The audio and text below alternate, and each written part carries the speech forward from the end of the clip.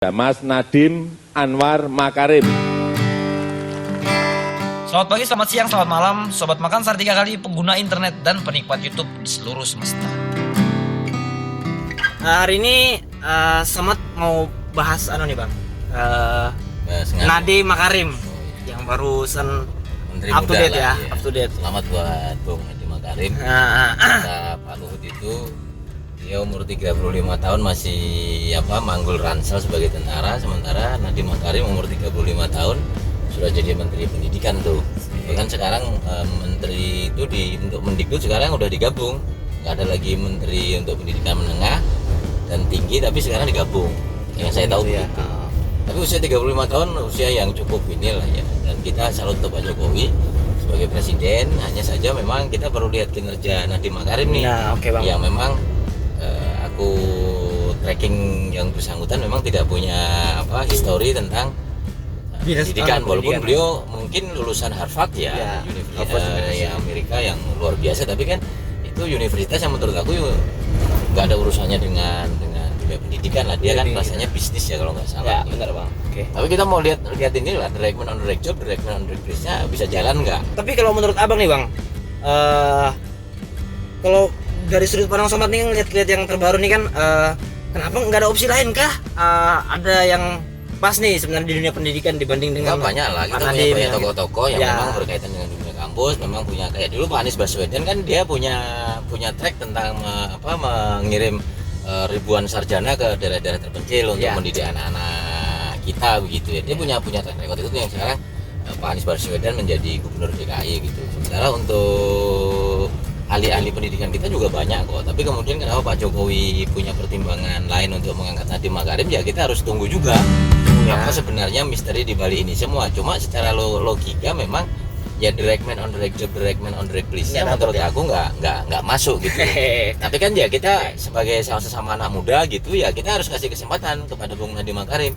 Jangan dia hanya kemudian bisa menciptakan lapangan kerja begitu banyak buat para driver Gojeknya, tapi kemudian sekarang tunjukkan bahwa dia ini bisa masuk. Si Bro Nadiem Makarim ini bisa menunjukkan prestasinya di dunia pendidikan, walaupun banyak orang menyaksikan kan gitu ya.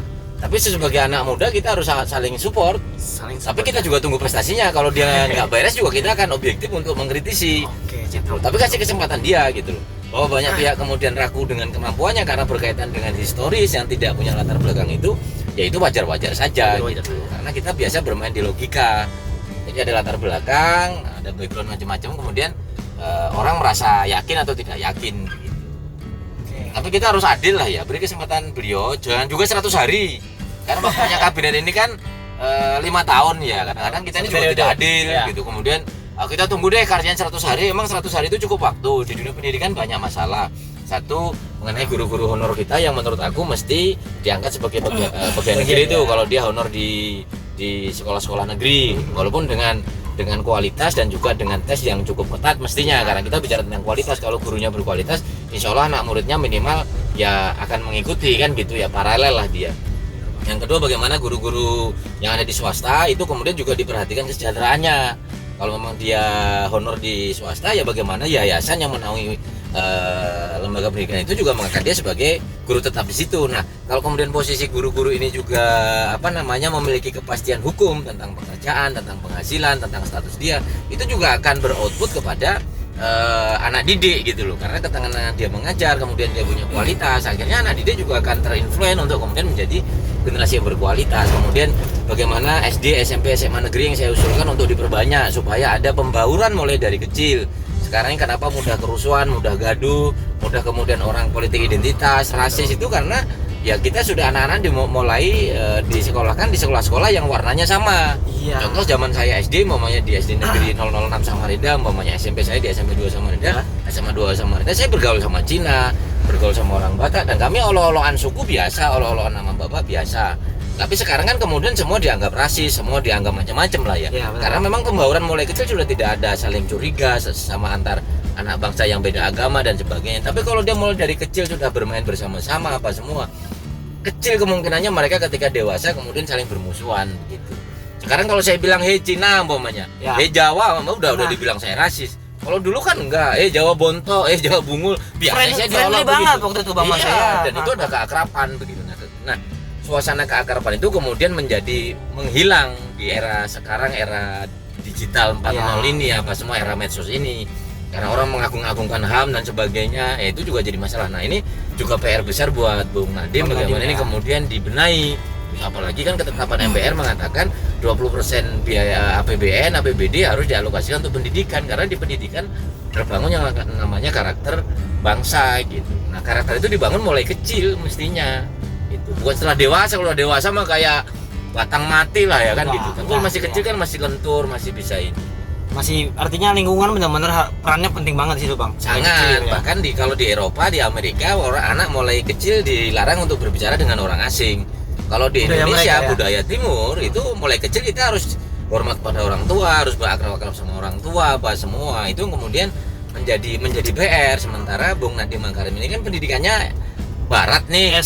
Sementara ini kan melatih pendidikan di anak-anak kita kan karakter budaya timur kan gitu ya. Yang itu seringkali bertolak belakang antara budaya barat dengan budaya timur.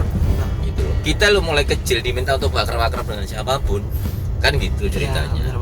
Tapi ini juga challenge buat Bung Nadiem Makarim, tunjukkan bahwa dia mampu, bukan sekedar muda gitu. Kalau dari sisi Presiden Jokowi sih ini juga peluang yang bagus, memberikan anak-anak muda kesempatan. Bahwa ini loh ada anak muda yang aku beri kesempatan jadi menteri kok.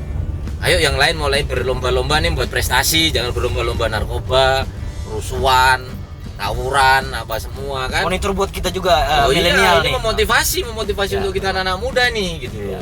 Jangan jadi generasi cengeng, generasi cemen gitu loh, berani nyinyirnya di sosial media aja, bikin akun abal-abal. Nggak kesatria banget no. Anak muda Indonesia itu kalau model pemuda-pemuda gitu bukan pemuda, namanya pemudi lah ya.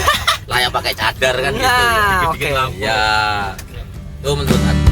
Jadi selamat buat Bung Nadiem, tunjukkan prestasi. Kita anak muda akan selalu support dan bekerja dengan baik. Kalau ada kritikan diterima dengan baik. Kemudian ya kita anak muda siap harus juga dikritik, jangan juga pandai mengkritik begitu. Sukses buat Bung Nadiem Makarim, maju pendidikan Indonesia. Thank you Bang. Sobat Makan Sari 3 kali, tetap jaga kesehatan. Jangan lupa makan sari 3 kali. Jangan lupa tengok tetangga kanan kiri. Tetap jaga silaturahmi. Salam makan sari 3 kali.